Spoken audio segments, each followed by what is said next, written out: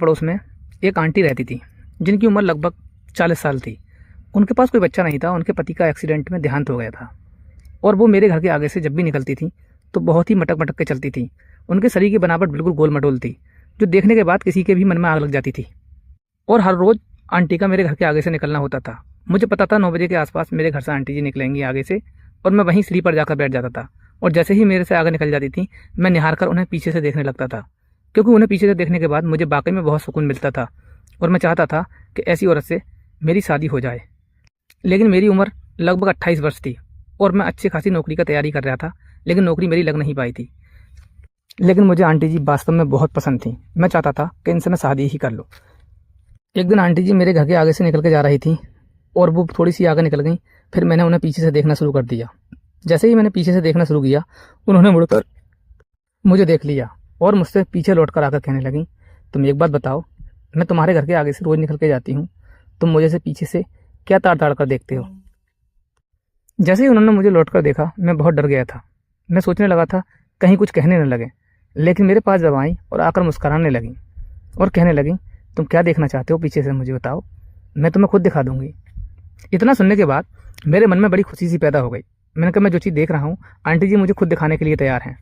अब हम दोनों की प्यार की शुरुआत हो चुकी थी। आंटी जी से मैंने कहा, आंटी जी अपना मोबाइल नंबर दो, मेरा बड़ा मन करता है मैं तुमसे बात करूं। फिर आंटी जी बोली, हाँ जी हाँ, हमारा भी बहुत मन करता है, क्योंकि तुम आजकल हमें हर रोज़ ताड़ ताड़ कर पीछे से देखते हो, हमें भी अच्छा लगता है, क्योंकि इस उम्र में कोई हमें देख भी नहीं सकता और तुम हमें देखते हो। फिर मैंने आंटी जी से कहा, आंटी जी ऐसी बात नहीं है, तुम आज भी पटाखा हो, तुम्हें देखने का मन नहीं करता है, तुमसे तो बात करने का ही मन करता है।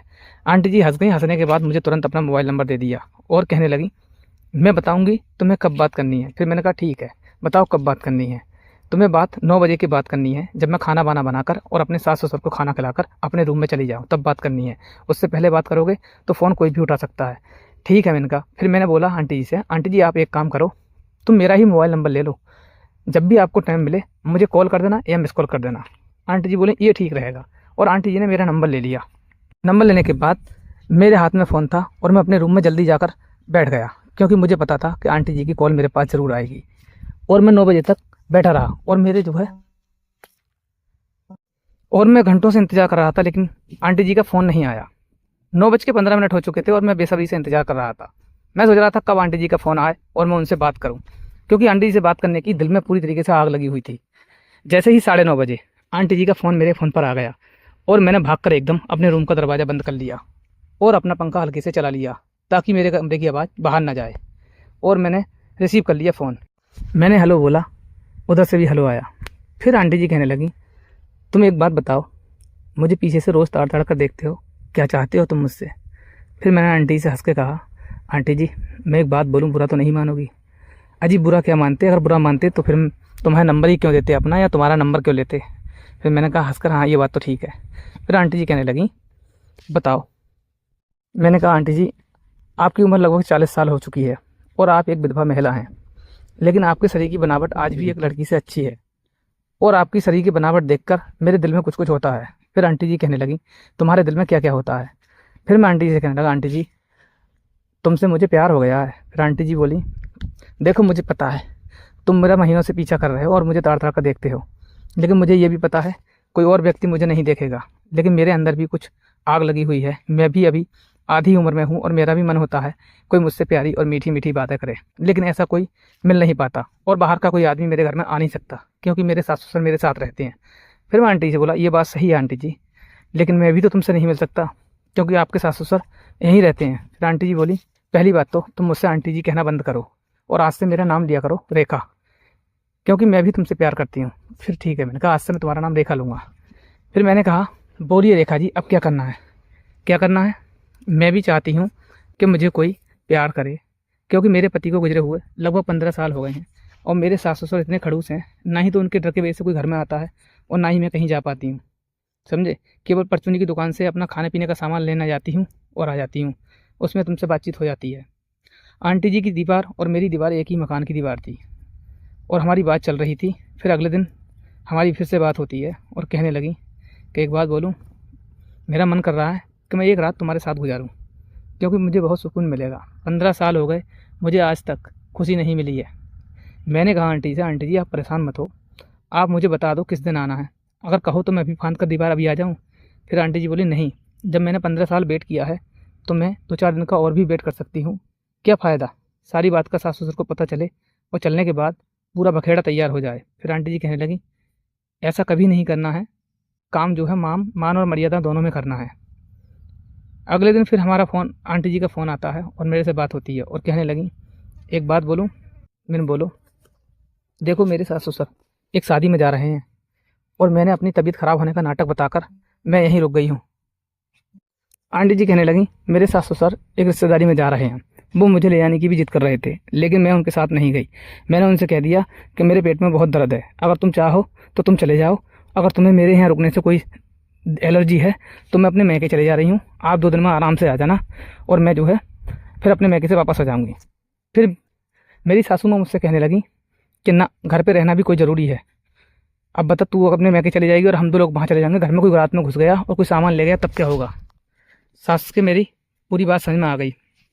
अब देखो घर पे मैं अकेली रहूँगी कल से और तुम आ जाना। एक बात ध्यान रखना, गेट से मत आना, अपनी दीवार फांद कर ही आना। अब मुझे उस पल का इंतज़ार था कि मैं कब आंटी जी के घर में जाऊँ, यानी रेखा जी के घर में जाऊँ। रात के 8 बजने वाले थे। मैं अपनी छत पे था और मेरे माँ बाप सब नीचे सो रहे थे, क्योंकि मेरे माँ बाप को भी पता नहीं चलना चाहिए था, मैं इस हिसाब से काम कर रहा था। और मैंने दीवार फांद कर अंदर चला गया और मुझसे रेखा जी कह गई कि तुम मेरे बेडरूम पर जाकर सो, मैंने नीचे से पूरा दरवाज़ा लॉक कर दिया है और मैं आ रही हूँ। मैंने कहा ठीक है, तुम आ जाना, मैं इतना इंतज़ार कर रहा हूँ। मैं बेड पे पड़े पड़े इंतज़ार देख रहा था कब रेखा जी आएँ और मेरे से चिपक जाएँ, क्योंकि दिल की बड़ी इच्छा थी। 15 मिनट बेड पे पड़े पड़े हो गए, लेकिन रेखा जी का कहीं से कहीं तक नाम निशान नहीं था। गर्मी का टाइम था, पंखा वंखा सब चल रहे थे और हमारे घर में तो पंखा ही थे केवल, लेकिन रेखा जी के घर रूम में एसी लगी हुई थी, क्योंकि रेखा जी के घर में काफ़ी दौलतमंद लोग थे, ये इनके पास सारे ऐशो आराम थे और हम थोड़े मिडिल क्लास के लोग थे, हमारे पास शायद ये ऐशो आराम नहीं थे। और 15 मिनट के बाद गेट खुलता है। गेट खुलने के बाद रात के लगभग 9:30 बज रहे थे और रेखा जी नाइटी और ब्रा में केवल एक छनी हुई सी नाइटी पहनकर आई और मैंने रूम की लाइट बंद कर रखी थी।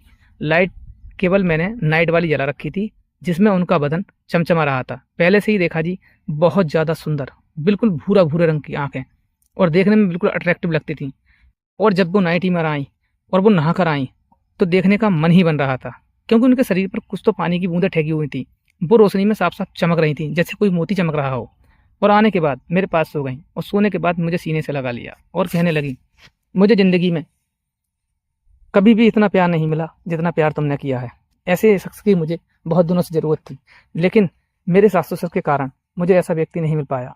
मैं भी तुम्हें बहुत दिनों से फोर्स कर रही थी, लेकिन आज वो सपना पूरा हो गया।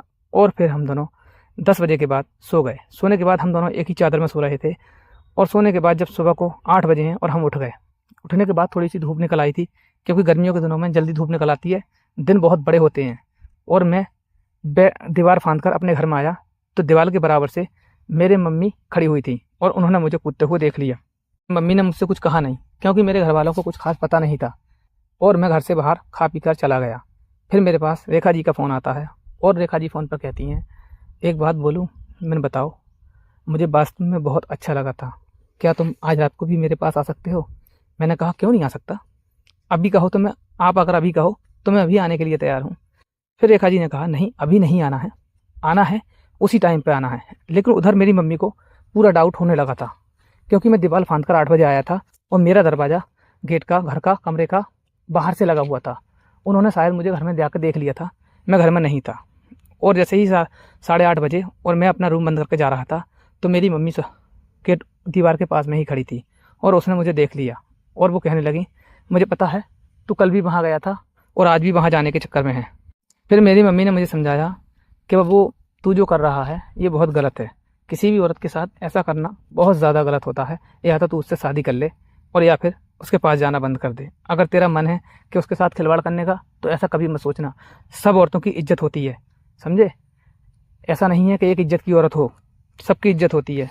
फिर मैंने अपनी मम्मी से पूरी बात बताई और मैंने कहा मुझे बहुत पसंद आती है। फिर मम्मी बोली ठीक है तू आज मत जा, जैसे ही इनके घर वाले आएंगे, इसके औरत के सास ससुर आएंगे, मैं इनसे बात करूंगी, क्योंकि उसके संस्कार अच्छे हैं। मैंने कभी बात आज तक सुनी नहीं है, लेकिन ये बात अलग है, तुझे पसंद करती है या तू उसे पसंद करता है, लेकिन हम पहले घर के बुजुर्ग से बात करेंगे। और ऐसे ही बात चलती रही और जब उनके सास ससुर रेखा जी के घर से वापस आ गए तो फिर मेरी मम्मी ने जाके शादी की बात करी और वो मान गए। फिर हम दोनों एक पति पत्नी बन गए और आपस में बहुत प्यार करने लगे और रेखा जी मेरे साथ बहुत खुश रहने लगी। तो दोस्तों वीडियो कैसी लगी? वीडियो अच्छी लगी हो तो चैनल को लाइक करना और वीडियो को लाइक करना और चैनल को सब्सक्राइब करना।